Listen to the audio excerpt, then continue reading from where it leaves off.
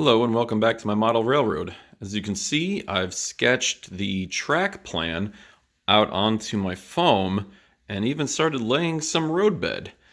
I was making some very good progress, and then I hit a couple snags. One of the things I noticed is when I actually came and started laying some of the roadbed, especially over here on the right-hand side of the layout, that I had ran into some issues where my curves were a little too close together, and there was the possibility of some of my longer passenger cars sideswiping.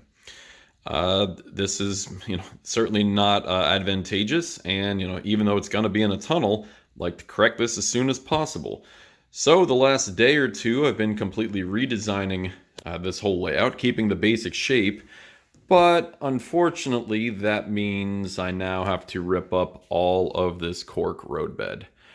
In order to attach the cork roadbed, what I've used is just regular caulk that I got from a hardware store. This one came from Home Depot. This is clear paintable caulk. I've also used some white on some sections, as you can see here. Right here on this roadbed, this was smeared a bit, and I actually had to move the roadbed. So I have some more roadbed that I've ordered, but in the meantime, I only have about 18 feet or so of roadbed that I can lay down. So I'm hoping that when I peel up some of this roadbed that I'll be able to reuse it, but I'm not being too hopeful. Because it is just it was just caulked down to the foam, it does peel up fairly easily. And I can show you, just take your spackle knife, your putty knife, slide in, and just give a little shimmy. You can just cut the caulking pretty easily.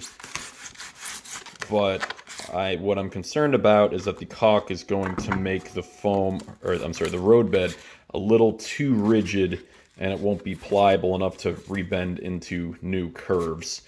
I did have a couple of sample pieces where this had happened to, and the sample pieces were pretty much hard as a rock after I was done. In this instance, though, this cork actually does look a little bit pliable. As you can see here, yes, it did scuff the foam, but not beyond use. So I am hopeful that I might be able to reuse some of this some of this roadbed. Not the caulk. I'd obviously have to recaulk this. As you can see, yeah, that pulled up fairly nicely. So I'm hopeful I might actually be able to do some work over the next couple of days.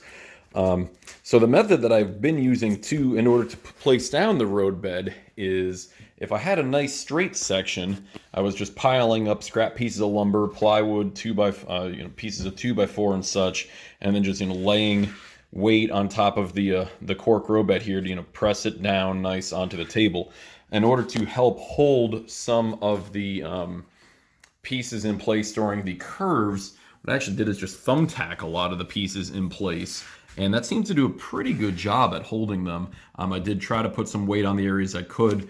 A little piece right here sticking up, but that'll get covered by the ballast of the track, and so I'm not too worried about it. But all in all, I was actually happy with the job of laying the roadbed that I did. It's my first time doing it. I'm sure there, certain people or experienced train builders are much better than I am. But at least as far as my first attempt, I was pretty happy with it. Like I said, I've learned a little bit, and hopefully now this second attempt, which is coming way too soon, will be a little bit more successful as well.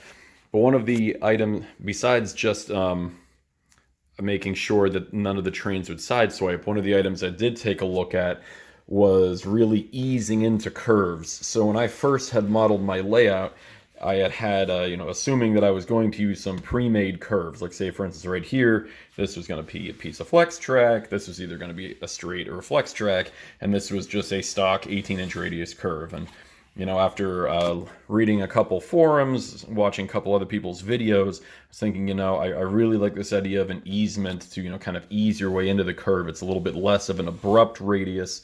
So I can show you here on a printout of the layout. I don't have the whole layout on one sheet, but what I went and did is, most of, say for instance, the area we were talking about right here, instead of having an abrupt, there's a nice abrupt 18-inch radius curve. Easing into it, I have a nice, easemented piece of flex track planned out. This did cause me to have to go off my table a little bit. I'll have to build a little support right there. But one of the other items that I really took a look at was this whole right half of the layout. I've spaced out everything much, much greater. Beforehand, I was using about a 2-inch spacing, which seemed to work well on the straights. There wasn't really any danger of the track, side swiping. But on the curves, especially, inside of another curve, there was the high probability of side swiping. So I went and adjusted all of my 2-inch centers and made them closer to 3.5-inch centers, as you can see on this layout. So, I've spaced everything out. I brought track 3 to the left a little bit, and that just gave me room to put absolutely everything. And actually, if you look really closely, the whole layout's actually on the table now. Before it wasn't, and I would have had to build a nice little support out here. So I no longer have to do that. Another thing that I had kind of forgotten about was this window right here. So I did have this window, kind of planned out in the layout, but because of this scuttle hole over here, I was concerned about having track 3 being too close to the edge. And, originally I wanted to run a nice straight long stretch all the way down to the opposite end. Well, because of that window, as you can see here, there's a little bit of an overlap on the plan. Here's roughly the window modeled up here and here on these two sets. What I actually ended up doing was incorporating, here's my clearance from my scuttle hole. It's going to be about what it is currently, and then just bending out about 2.5 inches away from the wall, which is a very, very shallow S-bend curve. Running here in front of the window, making sure I have plenty of clearance for this windowsill right here, while also keeping a minimum of a 3-inch spacing between the train track centers.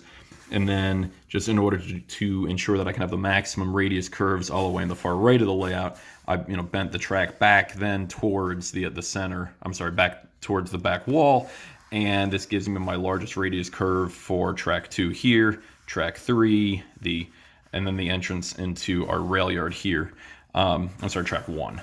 Track 3 here, you can see it did get a little bit smaller. I still wanted to bend this out and maybe make this a little mountainish area. Right now I have it hashed out as if these will be tunnels. Track 1 back here will actually be a tunnel on a decline. Track 2 would be a completely flat tunnel. We'll see if that actually happens. I might not actually elevate any of the track, but for right now, that's the plan. And so what I'm going to do today or this evening and then over the next couple of days is go ahead and sketch out the new track plan. I'm going to use a different color, red or green Sharpie, hope in the spirit of the holidays here. And I'm hoping that I'll be able to kind of make sense of all of my notes that I've written on the table. I've also heard that you're not supposed to use Sharpie because if you paint over Sharpie or use anything with an alcohol base, that it can actually cause the Sharpie and the marker to dissolve and rise up to the surface. I unfortunately have already kind of down that path of having, Sharpie on the table, Sharpie that won't just be covered up by roadbed at this point. So I'll have to remember not to use any type of, alcohol-based solutions or if I'm, painting or cleaning anything on the track. I don't have any experience with that, but I did hear about it in a couple of videos that certain aspects got ruined when marker kind of dissolved and floated to the top. But anyway, just wanted to give everybody a heads up on what I've been doing the last couple of weeks. So I'm actually not going to make my goal of having one train running by the end of the year, but my current goal is to have one train running by the end of the spring. And based on the reusability of the cork and how quickly internet shopping can bring me new cork and also a track that I'm going to order, we'll see, how quickly I can get this all done. But anyway, once again, thanks for watching, and I appreciate all comments. I do read them, and any pointers are once again greatly appreciated. Thank you. Bye.